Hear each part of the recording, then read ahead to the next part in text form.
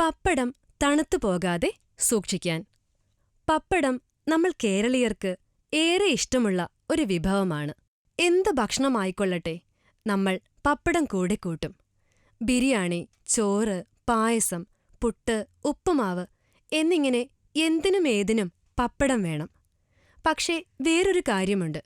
സ്ഥിരമായി പപ്പടം കഴിക്കുന്നത് അത്ര നന്നല്ലാട്ടോ. പപ്പടം ആവശ്യാനുസരണം കാച്ചിയെടുക്കുന്നതാണ് നല്ലത്. എന്നാൽ തിരക്കുപിടിച്ച ഈ ജീവിതത്തിൽ എപ്പോഴും പപ്പടം കാച്ചിയെടുക്കുന്നത് ബുദ്ധിമുട്ടാണ്. അതുമാത്രമല്ല, ഒരിക്കൽ ഉപയോഗിച്ച എണ്ണ വീണ്ടും ഉപയോഗിക്കുന്നതും നമ്മുടെ ആരോഗ്യത്തിന് ഹാനികരമാണ്. ക്യാൻസർ പോലുള്ള രോഗങ്ങൾ വരാനും സാധ്യതയുണ്ട്. അതുകൊണ്ട് ഒരുമിച്ച് പപ്പടം കാച്ചി വയ്ക്കുന്നതാണ് നല്ലത്. തണുത്തുപോകാതെ ക്രിസ്പിയായിട്ട് പപ്പടം ഇരിക്കാനുള്ള മാർഗങ്ങൾ എന്തൊക്കെയാണെന്ന് നോക്കാം. പപ്പടം കാച്ചിയത് ചൂട് കുറഞ്ഞ ശേഷം ഒരു പ്ലാസ്റ്റിക് കവറിലിട്ട് വായു കടക്കാതെ നല്ലതുപോലെ കെട്ടിവെക്കുക.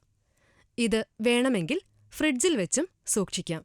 ആവശ്യം കഴിഞ്ഞ് കെട്ടിവെക്കണം എന്ന് മാത്രം. പപ്പടം ഒരു പ്ലാസ്റ്റിക് അല്ലെങ്കിൽ കണ്ടെയ്നറിൽ ഇട്ട് സൂക്ഷിക്കാം. തണുത്തുപോകില്ല. അല്ലെങ്കിൽ ഒരു പ്ലാസ്റ്റിക് ബോട്ടിലിലോ കവറിലോ ഇട്ട് കെട്ടി ഒരു എയർ ടൈറ്റഡായ പാത്രത്തിലിട്ട് കെട്ടി ഫ്രിഡ്ജിൽ സൂക്ഷിക്കാം. നല്ല നല്ല പൊടിക്കൈകൾ അറിയുവാൻ ഈ ചാനൽ സബ്സ്ക്രൈബ് ചെയ്യൂ. Homely tips.